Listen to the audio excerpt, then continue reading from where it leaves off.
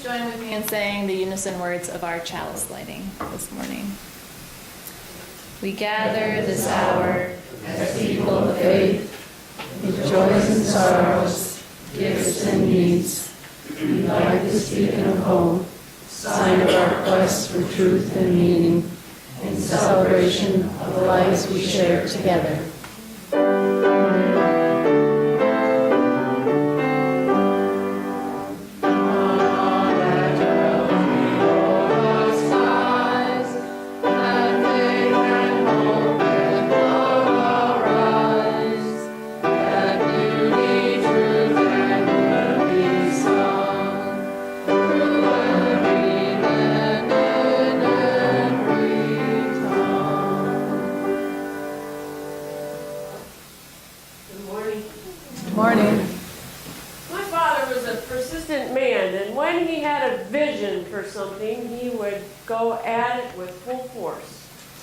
Once he was driving by a cemetery and he saw in the cemetery this very beautiful cement arched kind of ornamental piece in the cemetery, and he got it in his head that he wanted to make it.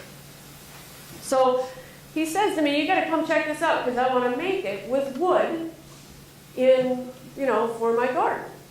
Sure enough, I go check it out. It has a 180-degree arch to it. And I said to Dad, I'm like, "Dad, you're not going to get a piece of wood to move 180 degrees in that."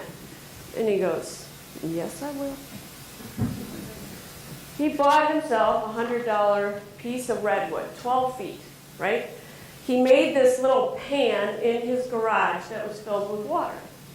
He put the wood in there. Then he had this elaborate kind of pulley system in his garage with weights, and it started moving. 1 week it would be at 30 degrees. 2 weeks later, it'd be at 60 degrees. 3 weeks later, it'd be at 90 degrees. It made it all the way to 160 degrees and then snapped. Now, my dad said, "Well, Karen, you got to call up Skip Johnson." The University of Wisconsin, Skip Johnson was one of those guys who had full knowledge of all things wood, and he was my woodworking professor. So I called up Skip, I reintroduced myself because it had been many years since I was at college.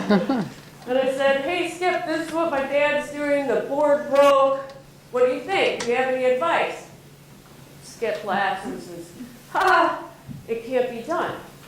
Now I was kind of surprised and I hung up the phone and Skip was one of those guys in high school or in college where you could draw whatever you had and he would make it come to life. So I was kind of surprised. And I was expecting my dad to say, "All right." He didn't. He bought another board. And he went slower this time, all the way. And sure enough, he made that structure in the garden with a 180-degree piece of wood that had been shaped to exactly what his vision was. I was thinking about that story the other day in relationship to this church, because it seems to me that when you started off the vision and the idea of this place, you consulted the experts, and they kind of laughed at you and told you that it couldn't be done. And you too had to bend something and add some weight with people's minds and hearts and spirit. And in the end, you created a church for people coming certainly from far and wide to join together in this place with the promise of our faith of Unitarian Universalism. And now, after 20 years of being together, we have a new vision of partnership and interdependence that will certainly lead us forward to thrive and survive together. So welcome to our celebration of life and this wonderful party we're going to have today. And I think there's only one good way to start off, and that's to sing Happy Birthday. Happy birthday to you. Happy birthday to us. Happy birthday to us. Happy birthday to us.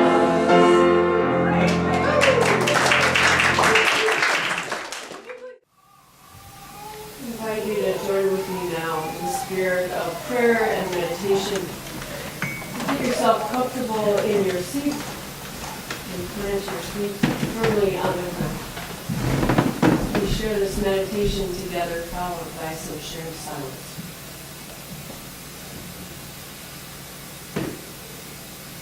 She showed up anxious, expecting to get caught.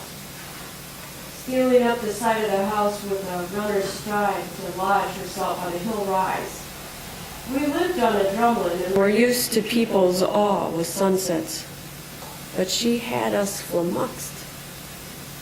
Throughout that summer, she came periodically, always arriving on time, a nervous Nellie braving the obstacles for the sunset. She'd pace along the rugged edge at grass and tree-line edge, lift her head and swoop to grass, and lift her head and swoop to grass.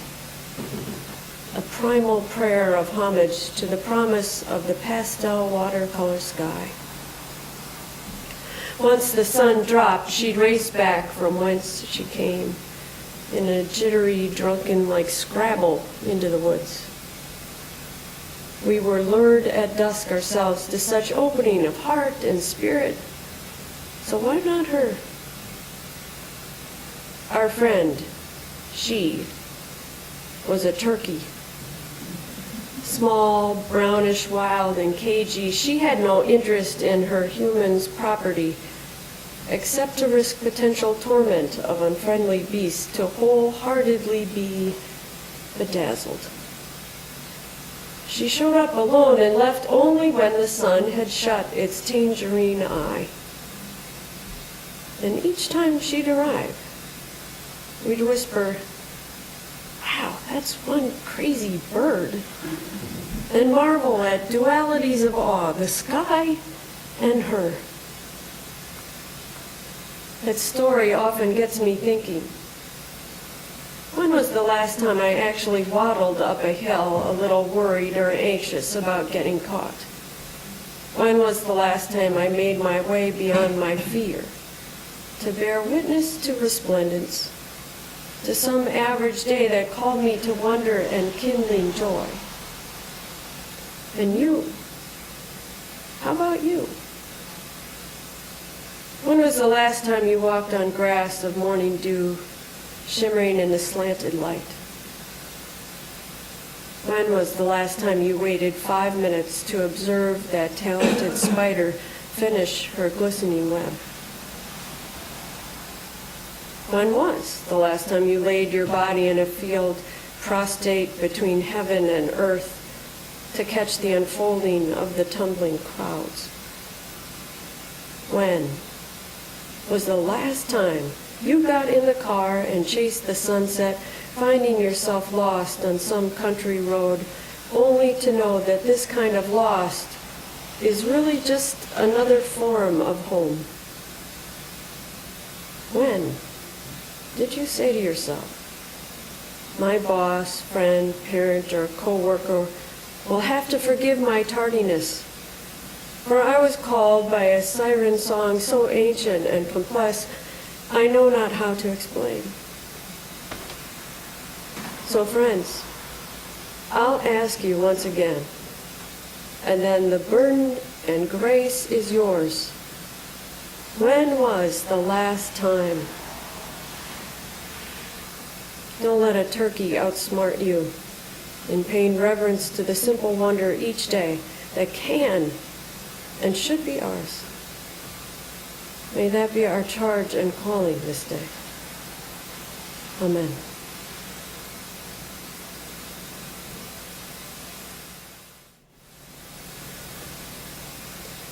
In the silence we have shared, continue to hold and heal us all. Amen.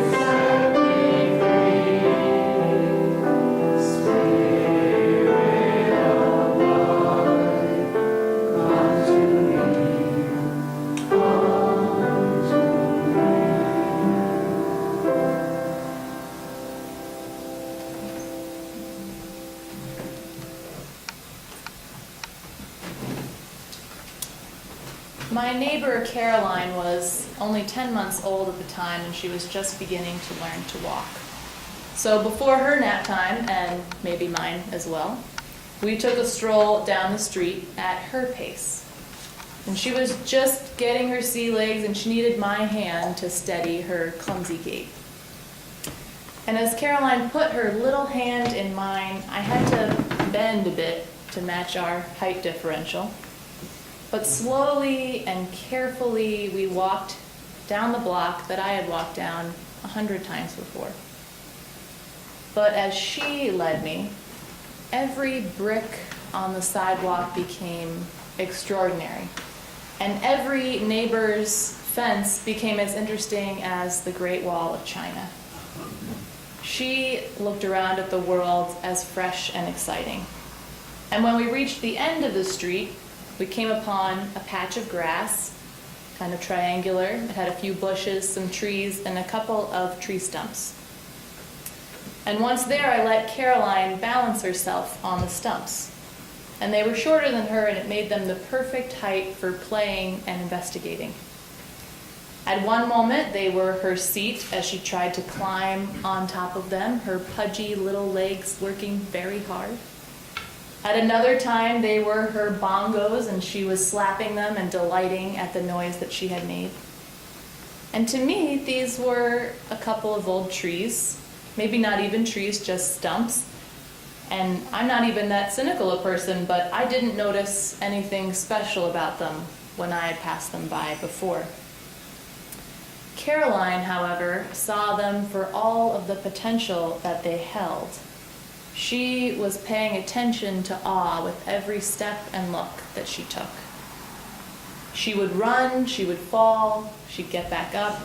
She laughed and smiled, and I saw what joy looked like in that moment, in a place that I had not bothered to pay much attention to.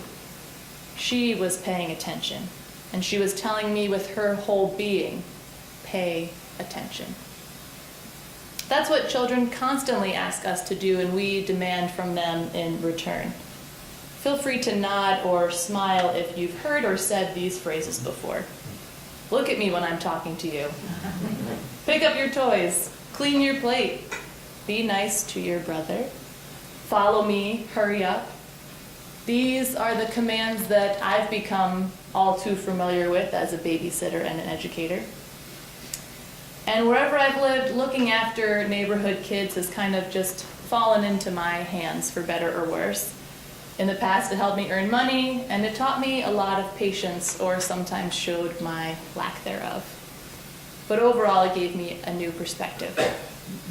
Kids have proven what Abraham Maslow, the creator of Maslow's hierarchy of needs, wrote. He said, "The sacred is in the ordinary. It is to be found in one's daily life, in one's neighbors, friends, family, in one's own backyard." And in that small urban triangle of grass, Caroline helped me see that piece of the sacred, the holy ordinary, in my own backyard. And that perspective of a 10-month-old, uncorrupted and utterly unhurried, helped me to gain a better perspective. And I wonder, how much of our lives do we spend in a hurry? Unable to pay attention to our surroundings? How much do we fail to notice what is beautiful or special or sacred in our daily lives, in our friends, in our family, in our backyard? There is so much to behold in our own vicinity. It's a wonder why we need to vacation and travel to some breathtaking vista to stop and pay attention to what's holy in our midst.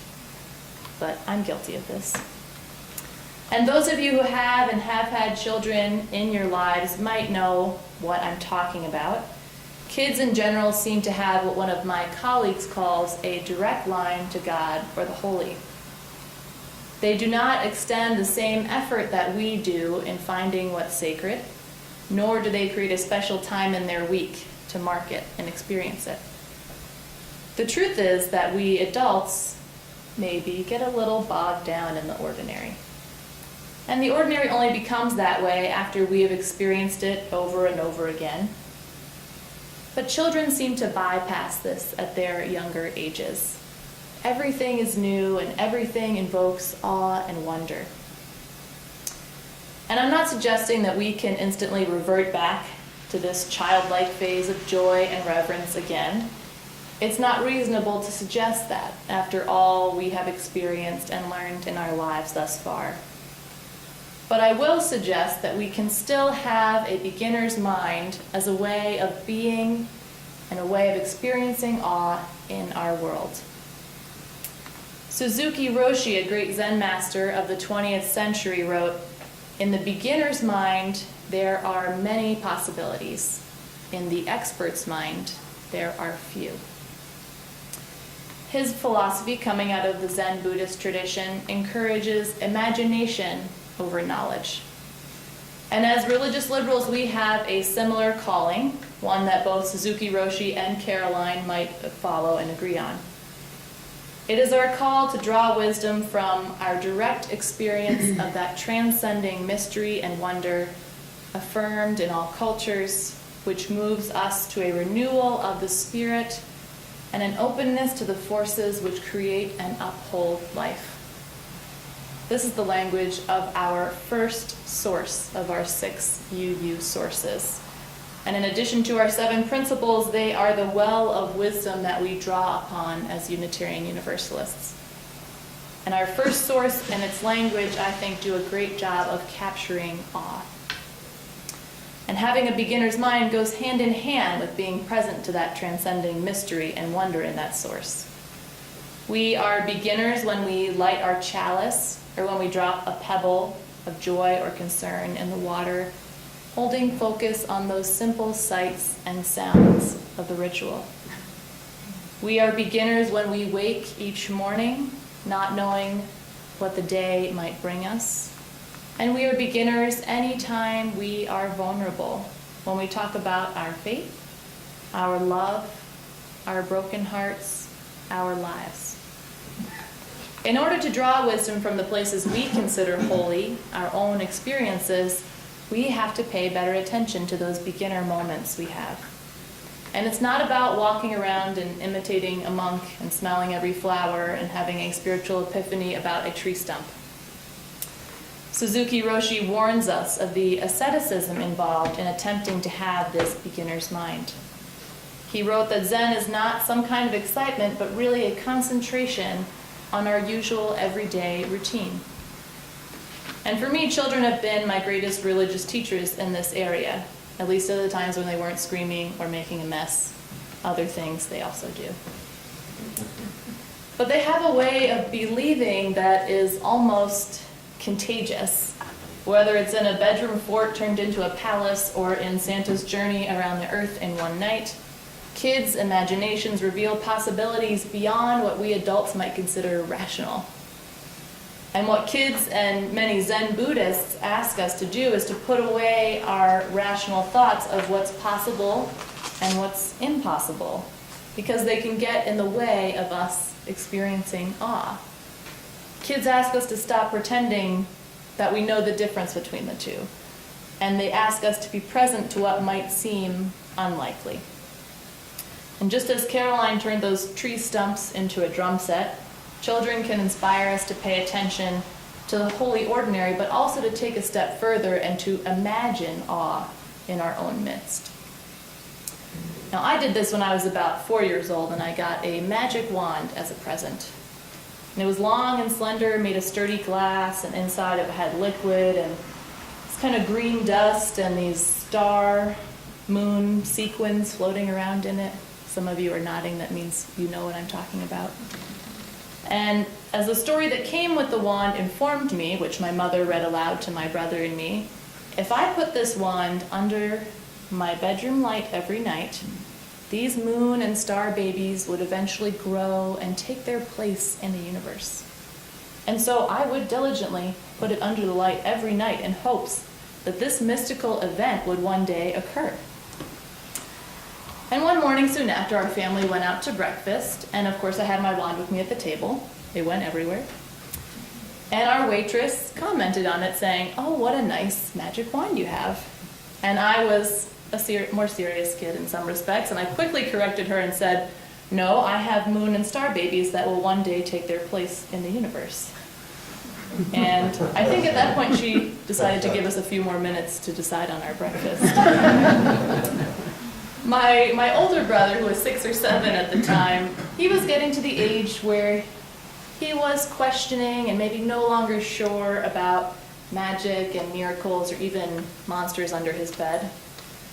He wondered about my wand and the story that came with it and whether or not it was true. And that evening, as my mother tells it, Ian, my brother, saw me playing with it and asked to have a turn to look at it. And I don't remember liking to share, but apparently I did this once. And once he had the wand in his possession, he thoroughly examined it. He held it up. He was turning it around and watching the moon and star babies and the dust kind of float around. And he turned to my mom and said, "Mom, are those really moon and star babies inside?" My mom said, as anyone would who's trained in early childhood education would, "I don't know. What do you think?" And thinking very hard, getting that crinkle my brother still gets between his eyebrows, my brother said, "I don't think so, but maybe because of the green stuff."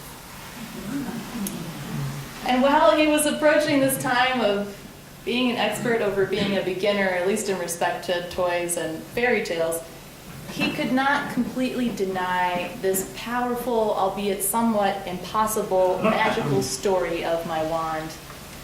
And he was grappling with the reality of his early rational knowledge with his inner child wisdom of believing for the sake of wonder and awe. Bless you. So what does this mean for us in this moment, with or without inspiring children in our lives? Why is it important that we slow down and pay attention and engage our imagination to find awe in our lives? It's important, according to some, because we're at risk of diminishing our capacity for awe. Abraham Joshua Heschel, famous rabbi and Jewish scholar, once wrote that man will not perish for want of information, but for want of appreciation. He highlights how easily we can become disconnected from life. And he said this before the advent of internet and smartphones and a flood of information at our fingertips and in our pockets. Our current culture does make it easy, he's right, to disengage from the world around us. And I know I do it more than I would like to admit. And maybe it's looking at your phone instead of looking at the world around you, or maybe it's being on your laptop and watching TV and eating and talking to someone at the same time. Or maybe it's walking down the same old street and not noticing the beauty and amazement that really exists there. We gradually and unfortunately can become a little closed off to our surroundings of life. And Heschel's words remind us of our calling to pay awesome attention. And the good news is that we are capable of doing this. I don't think we're diminishing too quickly. We can change our perspective the minute we walk out the door. Just by adjusting our pace to pay attention and imagine, we can let awe re-enter and help us better connect to ourselves and one another and whatever we hold to be sacred. These activities are spiritual practices designed to connect us to life and all of its possibilities. And there's no right or wrong way to practice them. We can't measure our progress or try to chart anything or master the art of paying attention or imagining. They are merely frames of mind that we can take up more often that will enrich our daily lives and lead us to more awe, wonder, and gratitude for the world and our place in it. When we give ourselves permission to re-engage and pay attention, we're able to come alive again to that direct experience of transcending mystery and wonder, which moves us to renewal of the spirit and an openness to the forces which create and uphold life. And while it can conjure up great pain and joy, coming alive to life and all of its mysteries is worth it. And so I encourage and challenge all of us to stop for a minute sometime soon and notice the awe, the holy ordinary, hiding in your midst, and imagine all that it might hold, both possible and impossible. And the next time you see a young child learning how to walk, be reminded again of your capacity to see the world through those eyes. May it be so. Amen.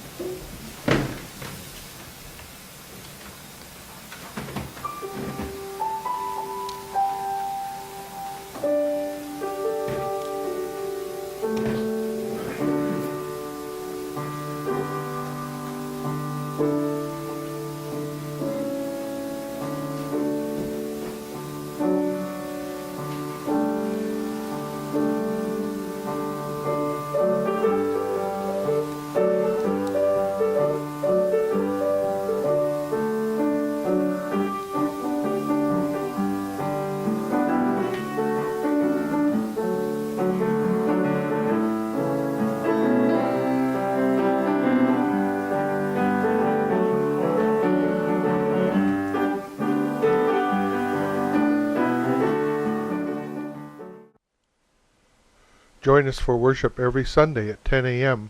at the Unitarian Universalist Church of Canandaigua, a welcoming congregation. We are located at 3024 Cooley Road, 4 miles west of South Main Street, Canandaigua, just north of the intersection with Routes 5 and 20. Look for the blue signs just before the turn.